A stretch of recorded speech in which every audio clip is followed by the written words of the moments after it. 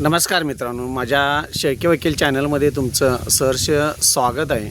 मित्रांनो, तुमच्या ज्या काय जीवनामध्ये अपेक्षा असतील त्या पूर्ण होऊन देत.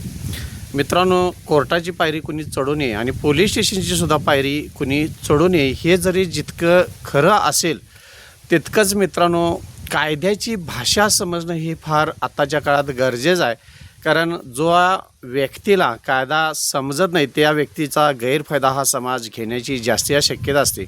त्यामुळं मित्रांनो, तुम्ही कोर्टाची पायरी चढा न चढा, पोलीस स्टेशन पायरी चढा न चढा, पण कायदा काय हे थोडक्यात तरी तुम्हाला जाणून घेणं फार गरजेचं आहे. त्याच दृष्टिकोनातून आजच्या व्हिडिओमध्ये आपण मित्रांनो FIR नेमका काय आणि NCR म्हणजे नेमका काय ह्यातला थोडासा आपण फरक पण पाहणार आहोत. आणि पोलीस स्टेशनला तुमची जर FIRची नोंद घेत नसतील तर त्या संदर्भात आपण थोडंसं आजच्या व्हिडिओमध्ये पाहणार आहोत. सुरुवातीला आपण FIR म्हणजे काय याच्या संदर्भात थोडंसं पाहूया.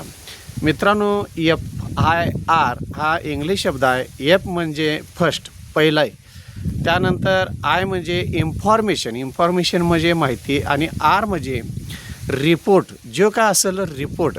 FIR first information report. याचा अर्थ काय तर प्रथम खबर कुणाला झाली, पहिल्यांदा कुणाला ही घटना कळाली त्याला FIR म्हणायचं.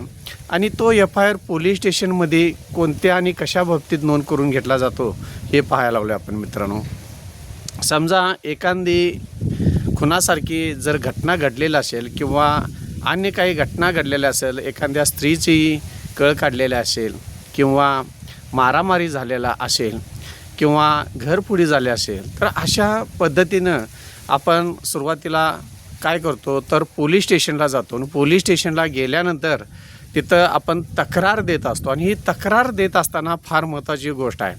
आता ह्या तक्रारी मित्रांनो दोन प्रकारच्या असतात. एक NCR असते आणि एक FIR असते. त्यातले आपण आता FIR पाहत आहोत. FIR म्हणजे काय, फर्स्ट इन्फॉर्मेशन रिपोर्ट. आता हा रिपोर्ट देत असताना महत्त्वाची गोष्ट म्हणजे मित्रांनो, ज्या व्यक्तीचा समजा ॲक्सिडेंट झालेला असेल किंवा मारामारी झालेली असेल किंवा एखाद्या व्यक्तीचा खून झालेला असेल, ज्या व्यक्तीच्या बाबतीत ही घटना घडली त्यानंच तो रिपोर्ट द्यावा असं काही कायद्यात कोणतीही तरतूद नाही. FIR देत असताना किंवा तक्रार देत असताना जी व्यक्ती त्यामध्ये बळी पडलेली असेल, ज्याचा खून झालेला असेल, ज्याला मारामारी केलेला असेल, अशा व्यक्तीनं जरी दिला तरी चालतो. त्यानंतर फार महत्त्वाची काय, त्याच्या भावाने दिला चालतो, त्याच्या घरातल्या कोणत्याही व्यक्तीने दिला चालतो, त्याच्या मित्रांनी दिला तर चालतो. कोणीही जी व्यक्ती ज्यानं प्रत्यक्ष घटना पाहिलेली आहे किंवा प्रत्यक्ष ज्या घटनेत बळी पडलेला आहे, समजा काही हत्यारानं मारामारी झालेले असेल आणि त्यामध्ये बळी पडलेले असेल, काही जखम झाले असतील, तर सुद्धा त्या व्यक्तीनं जरी तक्रार दिली तर चालते. किंवा त्याच्या संबंधित एखाद्या व्यक्तीनं जरी ज्यानं घटना ही पाहिलेली आहे त्यानं जरी FIR हा तक्रार दिली तरीसुद्धा पोलीस स्टेशनला चालत असते. त्याचबरोबर समजा एखादा खून झालेला आहे पण त्याची कुणालाही काहीही माहिती नाही, परंतु ते पोलिसांना तर समजलेलं आहे, तर अशावेळी स्वतः पोलीससुद्धा त्या घटनेचा FIR हा पोलीस स्टेशनमध्ये नोंद करत असतात. अशा पद्धतीनं फर्स्ट इन्फॉर्मेशन रिपोर्ट हा जास्तीत जास्त पहिली प्रथम खबर जी आहे ती म्हणजेच FIR हा पोलीस स्टेशनमध्ये नोंद करावा लागत असतो. आता मित्रांनो, दुसरी महत्त्वाची गोष्ट असते NCR.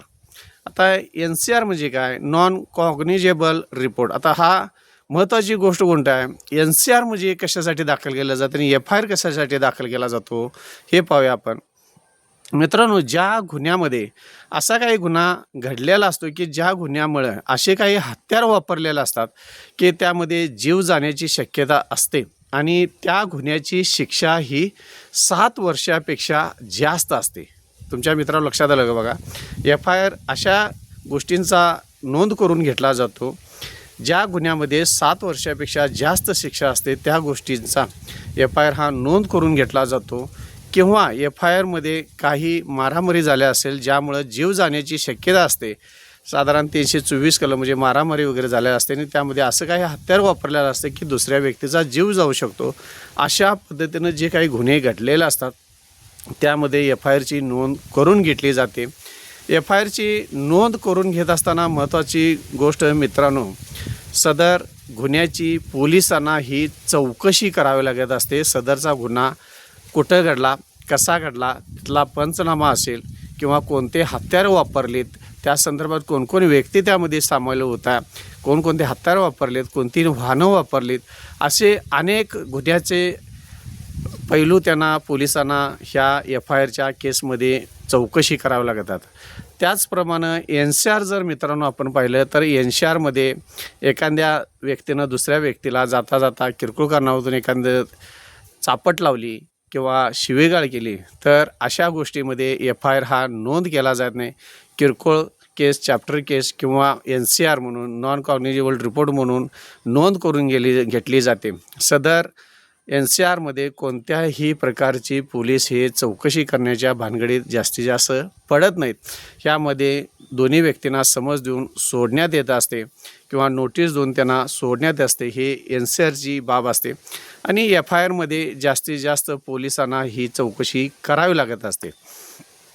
त्यानंतर महत्त्वाचा प्रश्न निर्माण होतो मित्रांनो, FIR किंवा NCR पोलीस स्टेशनला गेल्यानंतर दाखल करत असताना पोलिसांना पैसे किंवा पोलीस स्टेशनमध्ये पैसे किती भरावे लागतात, हा अनेक लोकांचा प्रश्न निर्माण झालेला आहे आणि प्रत्येकाला शंका पडलेली आहे. तर मित्रांनो, ह्या व्हिडिओ जास्तीत जास्त लोकांच्याबद्दल ह्यासाठी शेअर करा की ज्यावेळी तुमच्या बाबतीत एखादी घटना घडलेली असते, चुकीची घटना घडलेली असते किंवा तुम्हाला कोणी मारहाण केलेलं असेल किंवा तुमच्या घरामध्ये चोरी झालेली असेल किंवा जीवे ठार मारण्याचा प्रयत्न केलेला असेल किंवा एखाद्या संबंधित तुमच्या रिलेटेड काही व्यक्तींचा खून वगैरे झालेला असेल, अशा पद्धतीनं जो 7 वर्षापेक्षा जास्त गुन्हा असेल तर अशा बाबतीत जर FIR करायचा असेल किंवा तुम्हाला पोलीस स्टेशनला तक्रार द्यायची असेल, मग ती NCR असेल किंवा FIR असेल, तर पोलीस स्टेशनला एकही रुपया देण्याची गरज नाही.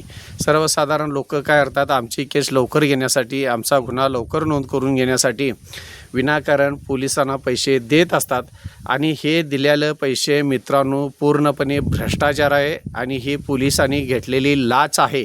त्यामुळं मित्रांनो, एकही रुपया तुम्ही पोलीस स्टेशनला गेल्यानंतर NCR दाखल करा किंवा तुम्ही FIR दाखल करा, एकही रुपया देण्याची गरज नाही.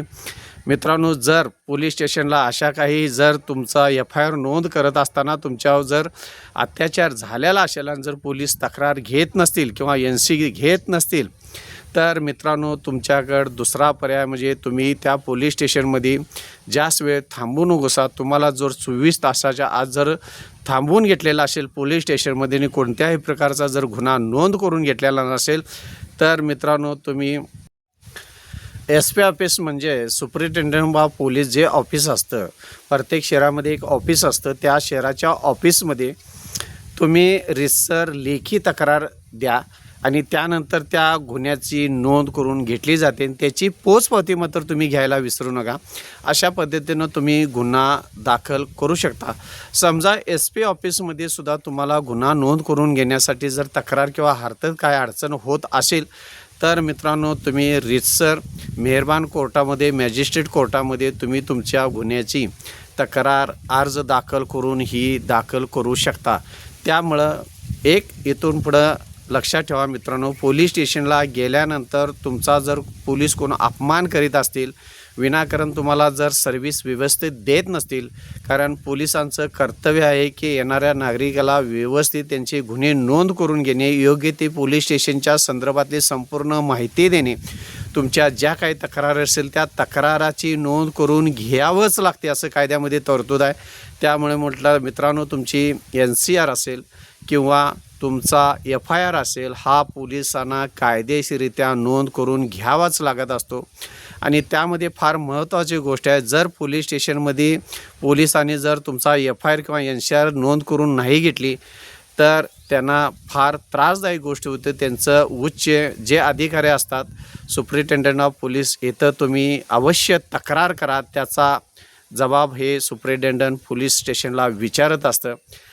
ह्या पद्धतीनं जर तुम्ही तुमचं कायदेशीर अधिकार जर पोलीस स्टेशनबाबतीत जर मित्रांनो योग्य पद्धतीने जर वापरलेसा, तर उद्याचं आपण सृजन नागरिक आणि एक कायदा जाणणारं नागरिक होऊ आणि सदरचा व्हिडिओ जास्तीत जास्त लोकांच्याबद्दल पाठवण्याचा का प्रयत्न करा की पोलीस स्टेशनला गेल्यानंतर प्रत्येक व्यक्ती ही भीत असते की आपली तक्रार घेणार का नाही. तर मित्रांनो, भिवून जाऊ नकोसा.